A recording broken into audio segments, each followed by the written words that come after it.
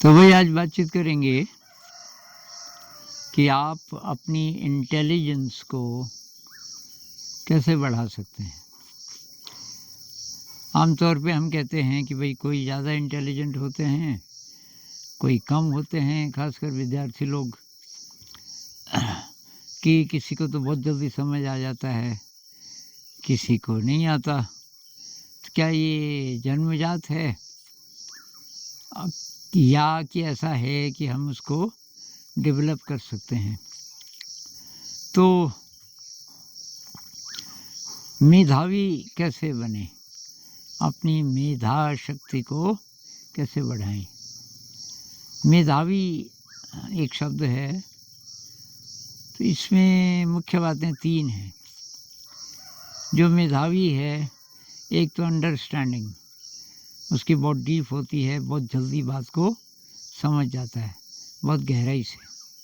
एक memory, retention, जो पढ़ा और वो उसको काफ़ी याद हो जाता है। और एक तीसरी बात है डिसीजन मेकिंग, फैसला वो बहुत जल्दी ले लेता है और विद्यार्थी को इन सभी की ज़रूरत पड़ती है। फैसला लेने की कहाँ पड़ती है? तो मान लीजिए कि आप किसी सवाल का छोटा जवाब लिखना चाहते हैं और उसमें बहुत इन्फॉर्मेशन है। अब आपको फैसला लेना पड़ेगा इसमें से क्या लें। खासकर एग्ज़ाम में टाइम बहुत कम है। कोई प्रश्न आया डिस्क्रिप्टिव और आपको बहुत कुछ पता है उसके बारे में, लेकिन टाइम बहुत कम है। क्या लिखें जो कि सारगर्भित हो, इम्पोर्टेंट हो? वहाँ डिसीजन मेकिंग की ज़रूरत पड़ती है। तो कैसे हम इसको, मेधा शक्ति को बढ़ाएं? क्योंकि नहीं बढ़ाएंगे जितनी पहले से शक्ति है तो वही रिज़ल्ट्स होंगे। कोई बच्चे सोचते हैं कि हम तो बहुत पुअर हैं इस मामले में, अब क्या करें? भाई आप इंटेलिजेंट हो सकते हो, कोशिश करो। तो पहले ये देखते हैं कि हम डल हुए कैसे। तो जब अमेरिका चांद पे रॉकेट भेज रहा था, तो अब चांद पे तो कभी कोई गया नहीं था, ये संभव है कि नहीं है ये भी पता नहीं था। तो उन्होंने एक बहुत इंटेलिजेंट वैज्ञानिक को चुना, जिसके बारे में पता था कि वो बहुत ही ओरिजिनल ढंग से सोचता है। उसको बोला भाई चांद पे रॉकेट। उसने कहा हो तो सकता है, पर मुझे कुछ और लोग चाहिए, बहुत इंटेलिजेंट। वो ढूंढने लगा, बड़ी मुश्किल से उसको कुछ लोग मिले। तो ये तो खैर मिशन सक्सेसफुल हो गया, चांद पे रॉकेट गया अमेरिका का। लेकिन ये जो वैज्ञानिक था, इसके मन में ये प्रश्न आया कि इतने कम लोग क्यों हैं जो क्रिएटिव हैं? क्या ऐसा है कि जन्म से ही कुछ ही लोग होते हैं क्रिएटिव? तो उसने एक पेपर डिज़ाइन किया, क्वेश्चन आंसर टाइप, छोटे बच्चों के लिए ओरल, उनके लेवल का। और वो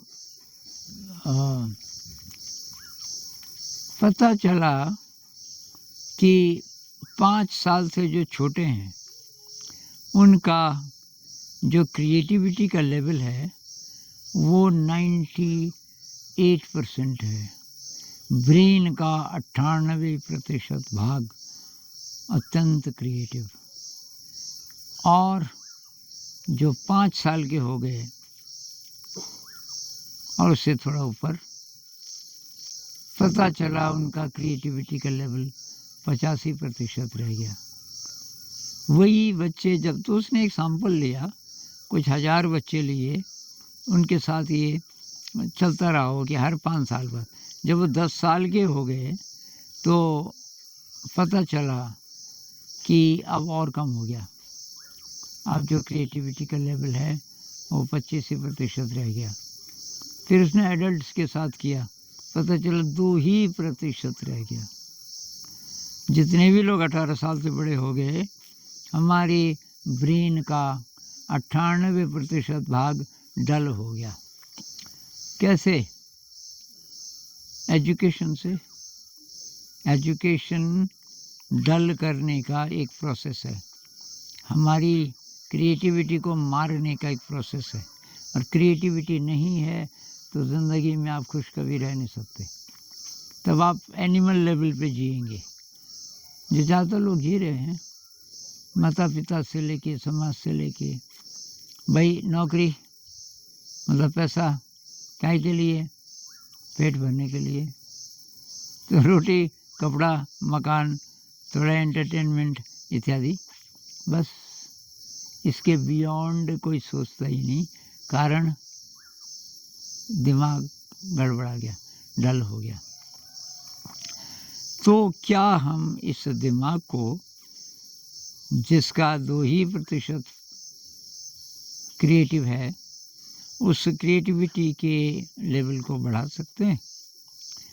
इस पर भाई मैंने जो रिसर्च की है और वो हम लागू भी करते हैं अपने स्कूल में, तो 2 बातें पता चली।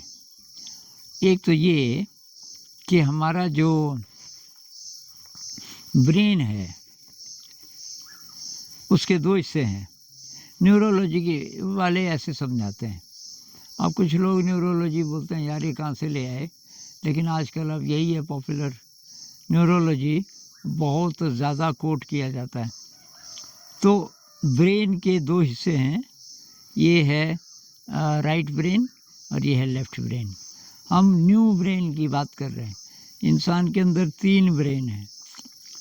एक है रेप्टिलियन ब्रेन, सबसे पीछे, जब हम रेप्टाइल्स रहे होंगे ना कभी हम छिपकली रहे होंगे, सांप रहे होंगे। ये जो कहते हैं कि हम आए तो जानवर से आए, कि चिंपैंजी से किससे, वो भी किससे आया, और पहले वाले जानवरों से वो भी किससे आया। तो आप पीछे चले जाओ, सरीसृप बहुत पुराने हैं। तो कभी न कभी हम रेप्टाइल रहे होंगे, वो ब्रेन है हमारे अंदर। उसके बाद मैमीलियन ब्रेन, जब हम मैमल बन गए, स्तनधारी बन गए। ये जो रेप्टाइल्स हैं ये स्तनधारी नहीं है, जैसे सांप है ना, अंडे देता है। और तब आया न्यू ब्रेन। न्यू ब्रेन के कारण हम इंसान बने। अब न्यू ब्रेन कब आया? तो कुछ लोग कहते हैं करीब 40,000 साल पहले। उससे पहले हम चिंपैंजी जैसे ही थे।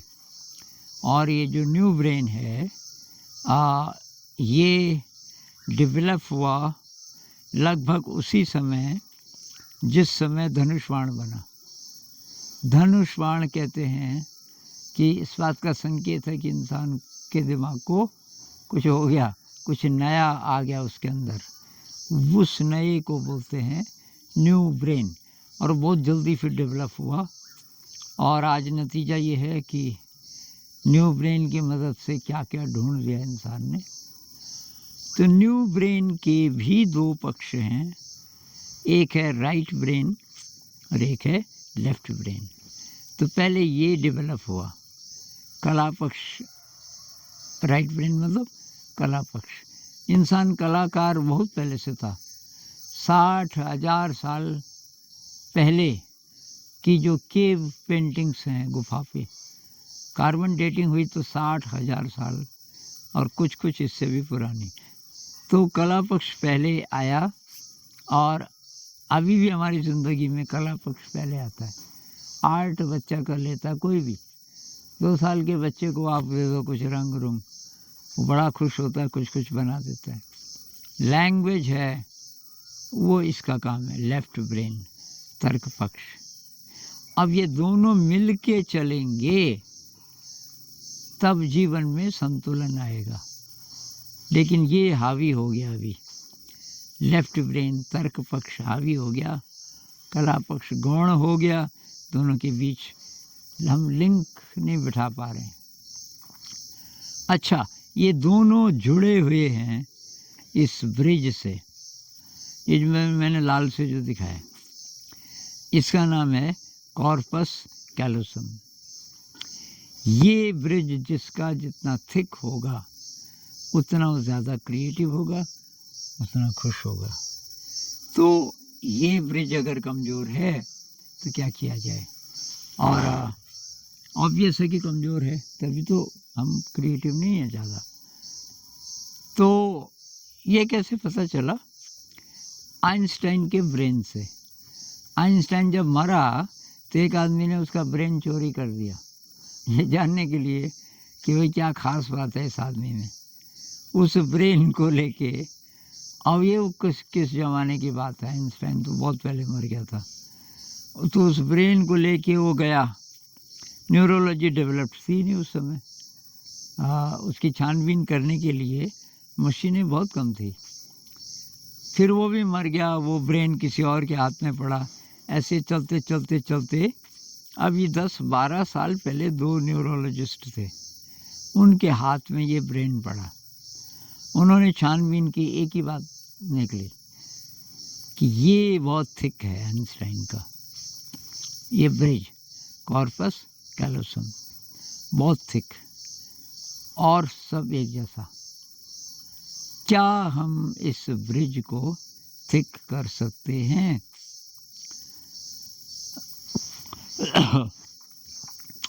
तो ये बात, इसको समझाने के लिए मैंने एक चित्र और बनाया, ये वाला, जिसको मैंने अलग अलग रंग से, तो ये न्यू ब्रेन का एक काम चलाऊ चित्र है।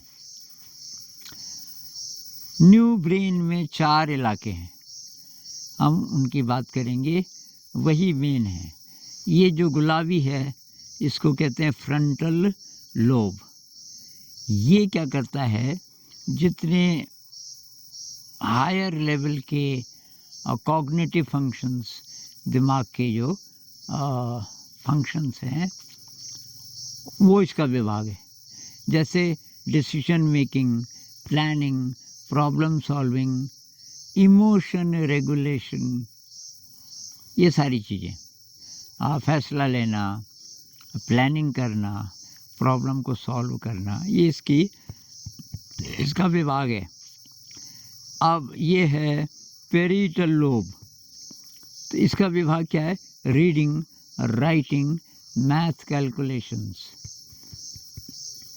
ये जो लाल है ऑक्सीपिटल लोब, इसका काम है, ये विजुअल इन्फॉर्मेशन को प्रोसेस करता है। प्रोसेस का मतलब, आपने कोई आदमी देखा, अब आप उसको पहचानते कैसे हो? जान पहचान का है तो पीछे की मेमोरी से मैच करते हैं। तो ये कोई भी संकेत है, अब इसमें लिखाई पढ़ाई के वो भी आगे शब्द है, ये क्या है? तो जो विजुअल इन्फॉर्मेशन है उसको ये डिकोड करता है, उसका मीनिंग पता करता है, जो कि एक बहुत इम्पोर्टेंट फंक्शन है। अब आ गया हरा, टेम्पोरल लोब। ये साउंड को प्रोसेस करता है और स्पोकन लैंग्वेज को समझने में मदद करता है।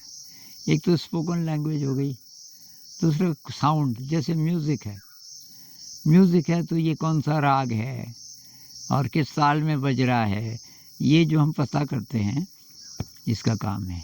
इन चारों की बात करेंगे केवल।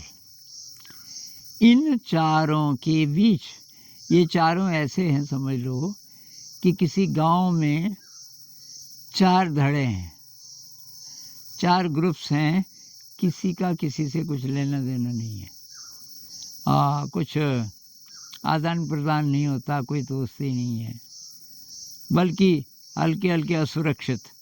जब तक हमारी किसी से दोस्ती नहीं होती, पड़ोसी से आशंकाएं ज़्यादा होती हैं।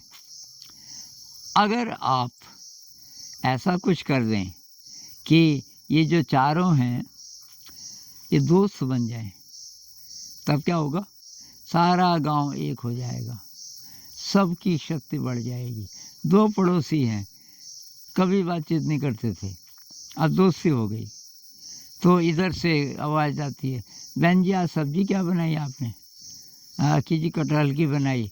अच्छा, अच्छा, मैंने ना वो बनाई है थोड़ी-सी लौकी आलू, तो मैं लाई हूँ।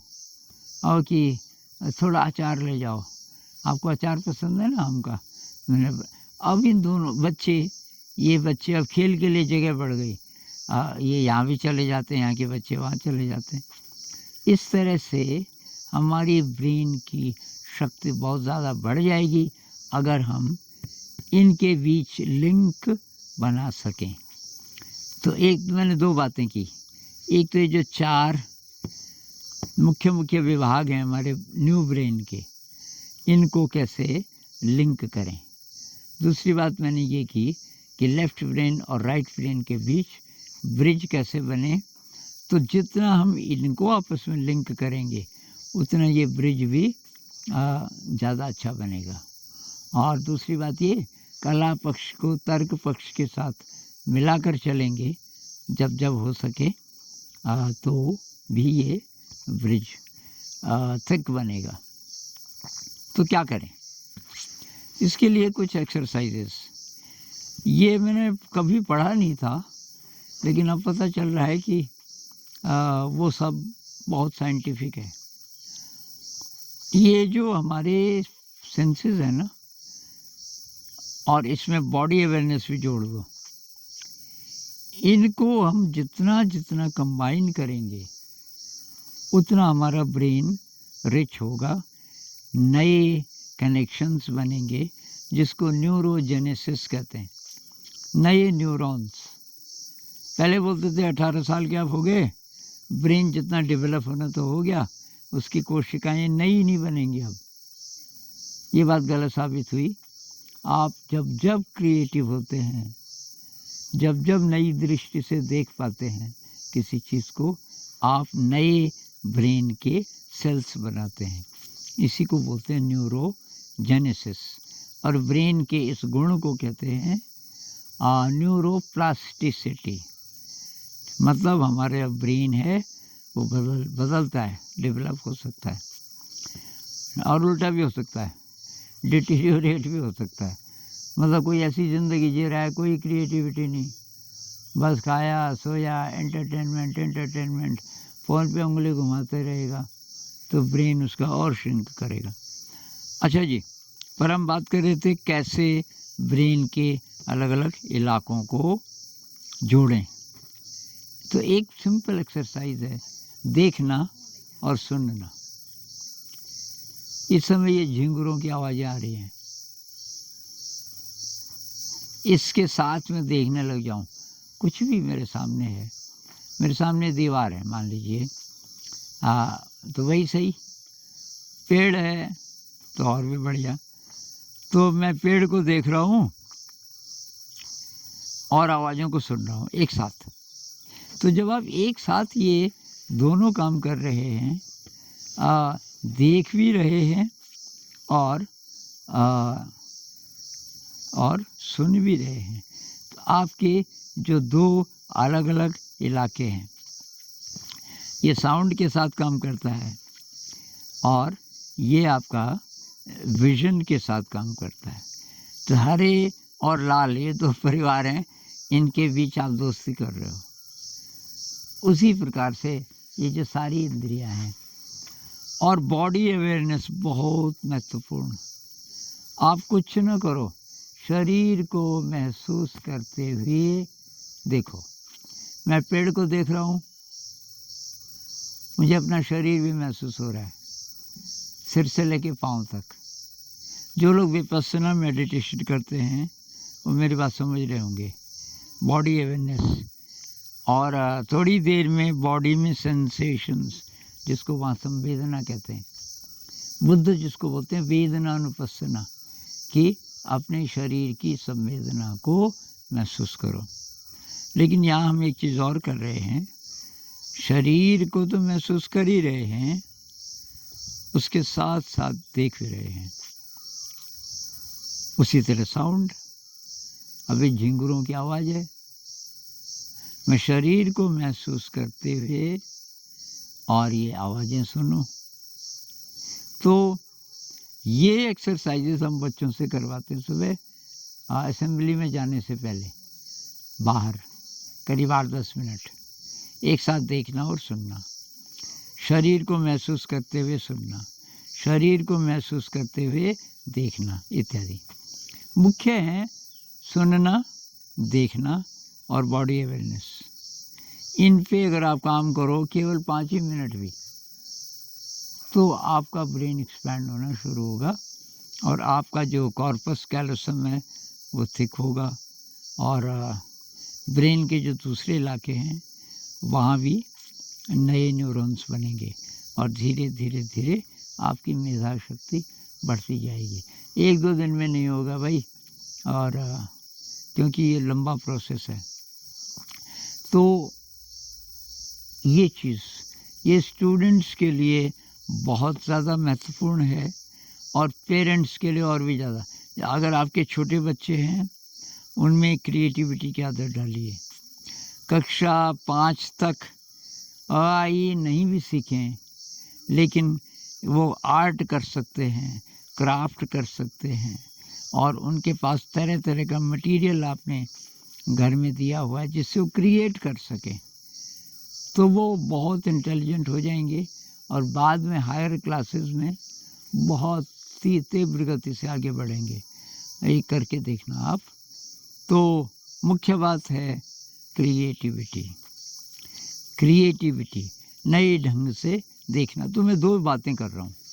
एक तो ये कि ब्रेन का जो स्ट्रक्चर है क्या हम उसको बदल सकते हैं, और उत्तर है हाँ, ये एक्सरसाइजेस के द्वारा।